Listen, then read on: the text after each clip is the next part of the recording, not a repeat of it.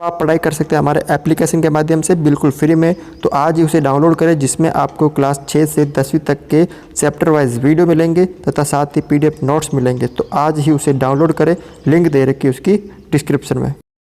आज की जो क्लास है वो है कक्षा 8 की है और प्रश्न माला है जो 3 है, चतुर्भुजों को समझना। इस क्लास के अंदर इसका जो बेसिक है वो हम करवाएंगे। इसका जो भी बेसिक है वो हम यहाँ पे इस वीडियो में करवाएंगे। ठीक है, तो देखो सबसे पहले चतुर्भुज क्या होता है। ठीक है, चतुर्भुज वो हो, चतुर्भुज क्या होता है। ठीक है, तो हम इसका बेसिक स्टार्ट करवा रहे हैं। तो सबसे पहले जो बात आती है इसके अंदर आती है आपके यहाँ पे बहुभुज। क्या आती है? बहुभुज। बहुभुज क्या होता है? ठीक है ना। क्या है बहुभुज की परिभाषा? कि 3 या 3 से अधिक, क्या दे रखा है, 3 या 3 से अधिक भुजाओं से घिरी हुई बंद आकृति बहुभुज कहलाती है। क्या कहलाती है? 3 या 3 से अधिक भुजाओं से घिरी हुई बंद आकृति बहुभुज कहलाती है। तो इसका मतलब त्रिभुज जो है वो भी एक प्रकार का बहुभुज है, आयत जो है वो भी एक प्रकार का बहुभुज है, वर्ग जो है वो भी एक प्रकार का बहुभुज है। जो मतलब 3 या 3 से अधिक भुजाओं से बंद आकृति है वो बहुभुज कहलाता है। इस तरह की जो आकृति होती है चतुर्भुज, ये भी बहुभुज है, ये भी एक बहुभुज है, ये भी एक बहुभुज है, क्योंकि इसमें भी 3 से अधिक भुजाओं से घिरी हुई बंद आकृति है। ठीक है ना। तो ये समझ में आ गया होगा कि बहुभुज क्या होता है। 3 या 3 से अधिक भुजाओं से घिरी हुई बंद आकृति बहुभुज कहलाती है। अब बात करते हैं कि जिस बहुभुज में 3 भुजा हो, ठीक है, यहाँ पे भुजा, जिस बहुभुज में कितनी भुजा हो? 3 भुजा हो, तो उस बहुभुज का नाम क्या है? उस बहुभुज को कहते हैं हम त्रिभुज। जिसके अंदर 3 भुजा हो उसको हम त्रिभुज कहते हैं। जिसके अंदर 4 भुजा हो उस बहुभुज को हम चतुर्भुज कहते हैं। जिसके अंदर 5 भुजा उसे हम पंचभुज कहते हैं। ठीक है, जिसके अंदर 6 भुजा हो उसे हम षष्ठभुज कहते हैं। 7 भुजा उसे हम सप्तभुज कहते हैं और 8 भुजा हो उसे हम अष्टभुज कहते हैं। जिसके अंदर 9 भुजा हो, ठीक है, उसे हम नवभुज कहते हैं और जिसके अंदर 10 भुजा हो उसे हम 10 भुज कहते हैं। ठीक है ना, समझ में आ गया होगा। जिसमें 3 भुजा हो उसे त्रिभुज, 4 भुजा हो चतुर्भुज, 5 भुजा हो पंचभुज, 6 भुजा हो षष्ठभुज, 7 भुजा हो सप्तभुज, 8 भुजा हो अष्टभुज और जिसके अंदर 9 भुजा हो नवभुज और जिस बहुभुज के अंदर 10 भुजा हो उस आकृति को हम 10 भुज कहते हैं। अब यहाँ पे जो आता है वो है आपके यहाँ पर उत्तल और अवतल बहुभुज। उत्तल बहुभुज क्या होता है तथा अवतल बहुभुज क्या होता है? तो देखो, उत्तल का मतलब होता है उत्तल बहुभुज, मतलब जिसके सभी विकर्ण जो है वो क्या बने? अंदर बने। सभी विकर्ण अंदर की ओर स्थित हो, यानी ऐसा बहुभुज जिसके सभी विकर्ण क्या बने? अंदर। और अवतल में क्या होगा? अवतल बहुभुज जिसके विकर्ण अंदर तथा बाहर दोनों ओर स्थित हो। मतलब जिसके विकर्ण अंदर की ओर स्थित हो वो उत्तल बहुभुज, और जिसके दोनों यानी अंदर और बाहर दोनों स्थित हो उसे हम क्या बोलते हैं, अवतल बहुभुज। ठीक है, अब इसकी आकृति कैसी होती है मैं आपको बना के बता देता हूं।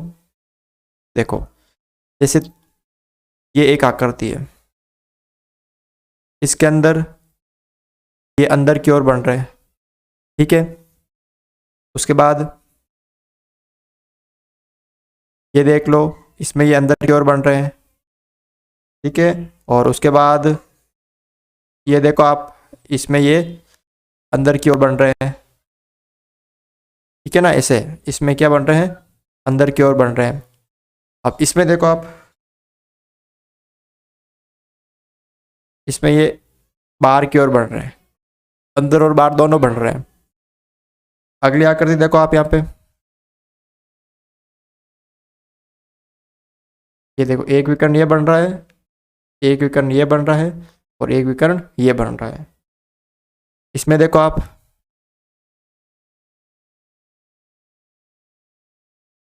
देखो ये एक बाहर बन रहा है और एक ही अंदर बन रहा है, ये एक अंदर बन रहा है, ये एक अंदर बन रहा है। जिसके अंदर और बाहर दोनों बने वो अवतल, और जिसके सिर्फ अंदर बने वो उत्तल। अगला है यहाँ पे सम तथा विषम बहुभुज। ठीक है, क्या है यहाँ पे, सम तथा विषम बहुभुज। देखो ये यहाँ पे क्या है, सम बहुभुज, सम बहुभुज ऐसा बहुभुज जिसके सभी कोण तथा सभी भुजा समान हो। यानी ऐसा बहुभुज जिसके सभी कोण और सभी भुजा क्या हो, समान हो, सम बहुभुज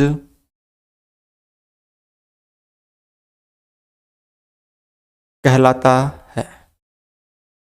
जिसके सभी कोण और सभी भुजा समान हो वो समबाहुभुज कहलाता है। कैसे, जैसे वर्ग, वर्ग में प्रत्येक कोण बराबर होता है और प्रत्येक भुजा भी बराबर होती है, तो इसका मतलब ये समबाहुभुज हो गया।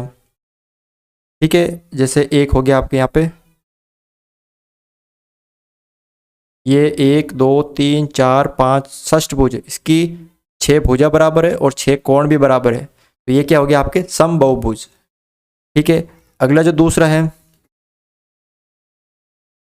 वो है विषम बहुभुज। तो विषम बहुभुज देखो आप यहाँ पे, विषम बहुभुज ऐसा बहुभुज जिसके सभी कोण तथा सभी भुजा, यानी जिसके सभी कोण और सभी भुजा क्या हो यहाँ पे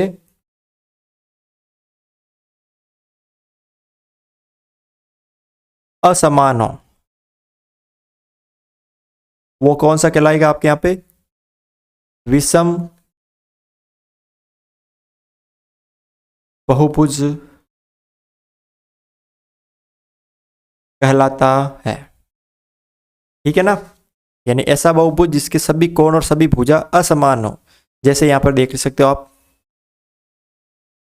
ये एक बहुभुज है, त्रिभुज एक बहुभुज होता है ना, इसके ये 2 कोण बराबर है और ये एक अलग है, ये तीनों भुजा अलग अलग है। ठीक है, उसके बाद आप एक आयत ले सकते हो जिसके अंदर कोण तो बराबर है लेकिन क्या है, भुजा अलग अलग है। ठीक है ना, और एक आप ये ले सकते हो, ये कोण और ये कोण अलग अलग है और भुजा भी अलग अलग है।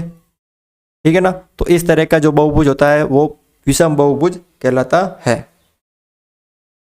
ठीक है, अब यहाँ पे 3-4 सूत्र जो है वो इंपॉर्टेंट है, वो मैं आपको यहाँ पे करवा देता हूँ। ठीक है ना, देखो सबसे पहले यहाँ पे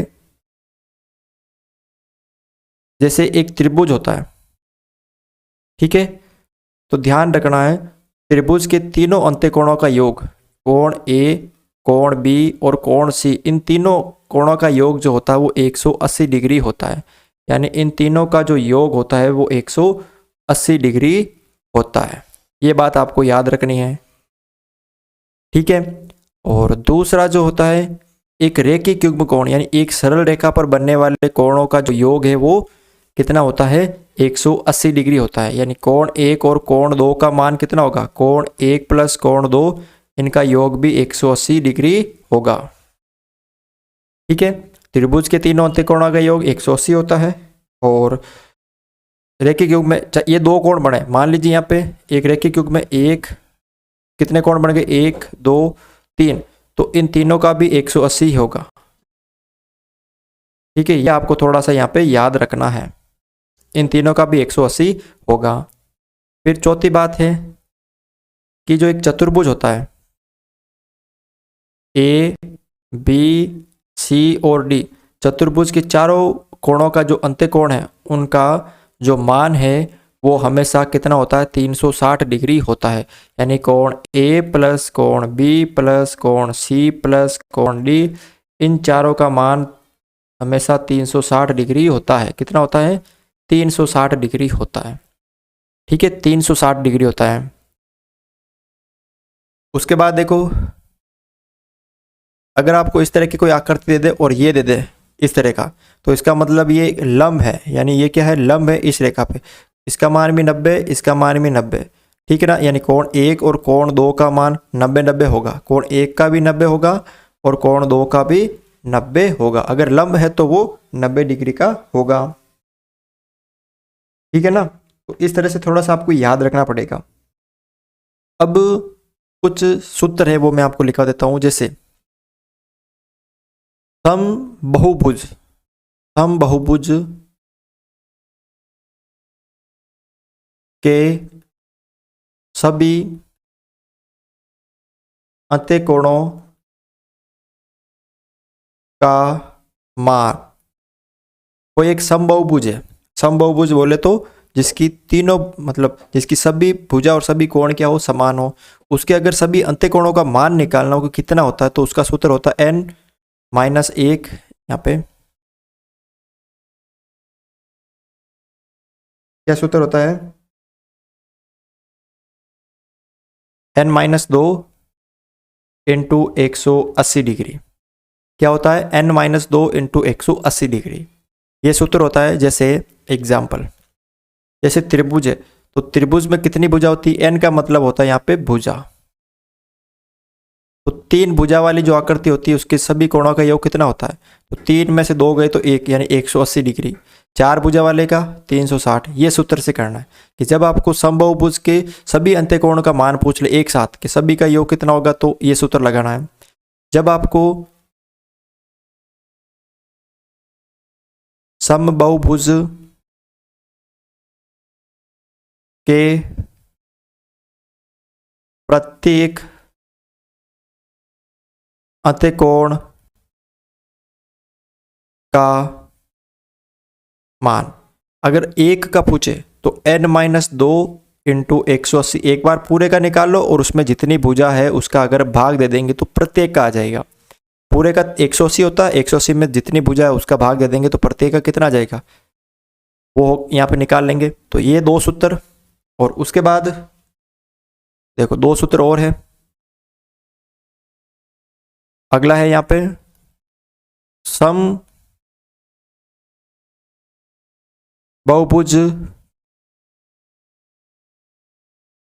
के सभी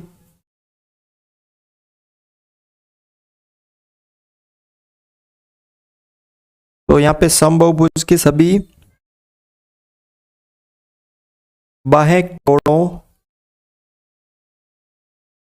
का मान, जो समबाहुभुज है उसके सभी बाह्य कोणों का मान, जैसे ये त्रिभुज है, ठीक है, तो इसके सभी बाह्य कोणों का मान,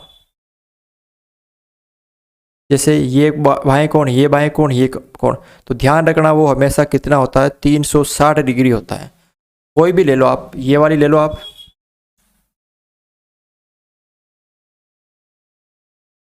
ये वाली, तो ये वाला, ये वाला, ये वाला और ये वाले, इन सभी का योग हमेशा 360 होता है, चाहे कितनी भुजा वाली आकृति हो, 5 भुजा वाली हो, 10 भुजा वाली हो, उन सभी में सभी का बाएं कोण 360 होता है, सभी का योग। और सम बहुभुज का प्रत्येक बाएं कोण का मान निकालना हो तो 360 में आप n का भाग दे दो। n का मतलब भुजा, जितनी भुजा उसका अगर भाग दे देंगे तो उसका प्रत्येक बाएं कोण आ जाएगा। तो आज की क्लास में बस इतना ही था, और एक जो क्लास और बढ़ेगी वो बेसिक की बढ़ेगी, उसके अंदर हम चतुर्भुज के प्रकार के बारे में पढ़ेंगे, उनकी विशेषता के बारे में पढ़ेंगे। तो ये आपको याद रखने हैं, ये जो बेसिक है इसको ज़रूर याद कर ले आप, तभी आपको ये जो चैप्टर है वो समझ में आएगा।